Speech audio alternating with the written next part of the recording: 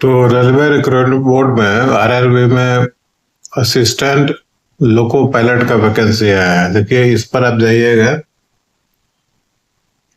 और इसको क्लिक कीजिए। ये पीडीएफ आता है, सभी डिटेल दिया हुआ है।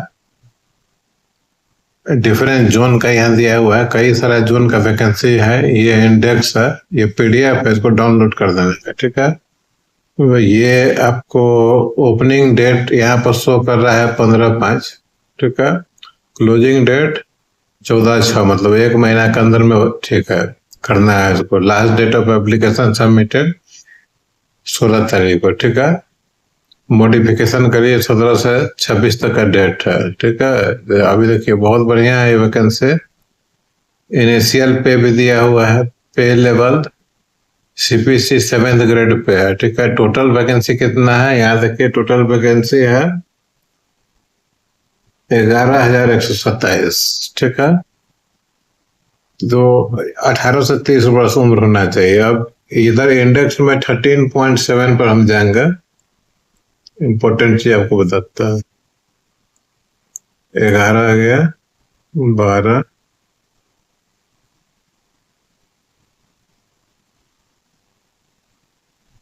13 आ गया। देखिए ये 13.7। ठीक है, इसमें क्या है, candidates are advise to visit official RRB website frequently for authenticate information and regular updates on various stage of recruitment process और any changes in this notification। ये जितना भी रेलवे का बोर्ड है, जोन है, सबका वेबसाइट दिया हुआ है। ठीक है, इस पर जाकर आप लेटेस्ट इंफॉर्मेशन कलेक्ट कर सकते हैं। फिलहाल अब अप्लाई कीजिए। एग्जामिनेशन वगैरह का डेट क्या होता है देखिए, जैसे अहमदाबाद पर मैं क्लिक करता हूँ तो अहमदाबाद रेलवे जोन में चला जाएगा। खुला है, इसमें ये खुला नहीं है अभी, लेकिन ये खुल जाता है। फिर से एक बार कोशिश करता है।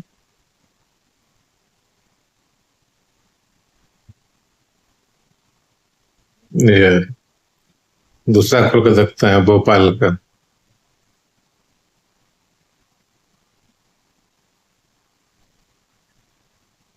अभी किसी कारण से नहीं खुल रहा है, लेकिन इस पर जाकर आपको रेगुलरली इसको चेक करना है। ठीक है, इस सभी इंडेक्स में सबसे दिया हुआ है, एग्जामिनेशन फीस का डिटेल दिया हुआ है, सब चीज आपको मिल जाएगा। ठीक है, ये वैकेंसी बहुत कम आता है इस तरह का, 11,000 वैकेंसी बहुत होता है।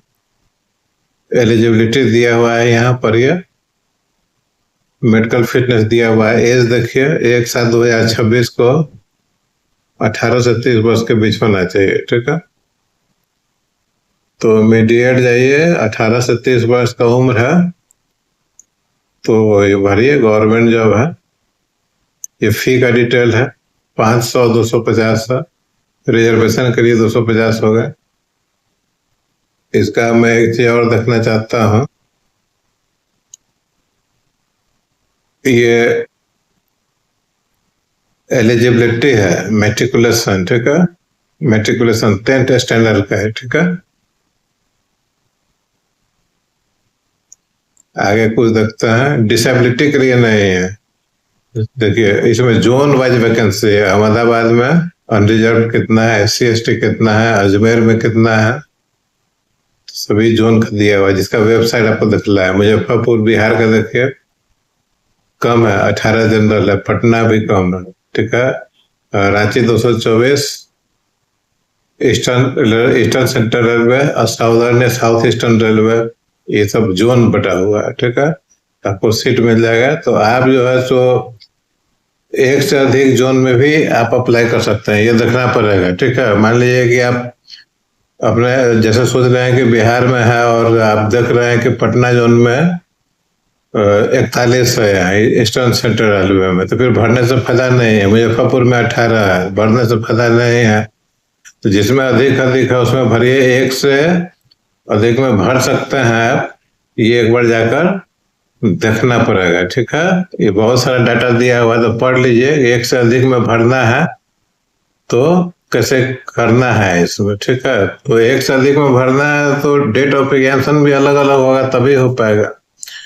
अगर डेट ऑफ एग्जामिनेशन एक ही है और एक से अधिक में भर रहे हैं तो एक ही में अपीयर हो पाएंगे। तो उसमें ये देखना पड़ेगा कि सबसे अधिक सीट किस में है, ठीक है, उसमें जाकर भर देना का। तो उम्मीद है कि आपको ये समझ में आया होगा, पूरा इंस्ट्रक्शन दिया हुआ है, ठीक है।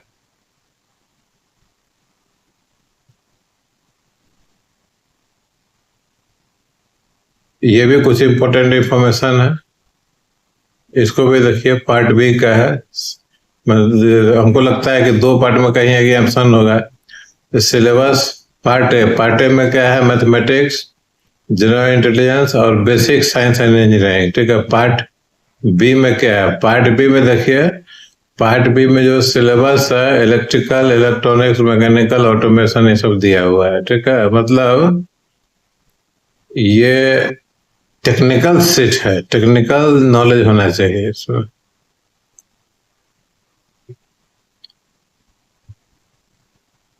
इसमें 2 स्टेजेज है, ये सेकेंड स्टेज CBT 2 है, तो CBT 1 भी होगा। फर्स्ट स्टेज CBT 1, CBT 1 क्या है, will only be a screening exam for shortlisting eligible candidate for CBT। तो CBT 1 जो है तो स्क्रीनिंग है, स्क्रीनिंग के बाद आपको CBT 2 देना है फाइनल। तो CBT 1 में ड्यूरेशन 60 मिनट्स का है, 1 घंटा का, ठीक है। इसमें क्या है, 75 क्वेश्चन पूछेगा, 75 नंबर का, हर क्वेश्चन पर एक है, एक नेगेटिव मार्किंग है 1/3, अगर एक रॉन्ग कर दिया तो 1/3 होगा, ठीक है। नॉर्मलाइजेशन का भी देखना पड़ेगा, सभी देख लीजिए। तो CBT 1 में जनरल एप्टीट्यूड टाइप का है, जैसे नॉर्मल मैथमेटिक्स, मेंटल एबिलिटी और जनरल साइंस, ठीक है। The syllabus under this shall cover physics, chemistry and life science of 10th standard। सभी में 10th standard का ही रहेगा, ठीक है। तो CBT 1 स्क्रीनिंग है, CBT 2 मेन है, जिससे आपका सिलेक्शन होगा, ठीक है। क्लियरली लिखा हुआ है, only the marks scored in part A shall be counted for short listing of candidate for further stage of this recruitment process, provided the candidate irrespective of community is able to secure qualifying marks 35% in part B। सभी चीज जाकर देख लीजिए, seat बहुत है, मेहनत कीजिएगा तो हो जाएगा। फिर से देख लीजिए, अगर हम बैक जाते हैं तो ये है, यहाँ से detail centralise employment notice CN 012026 RRB CDG dash official website. तो उम्मीद है कि समझ गए होंगे।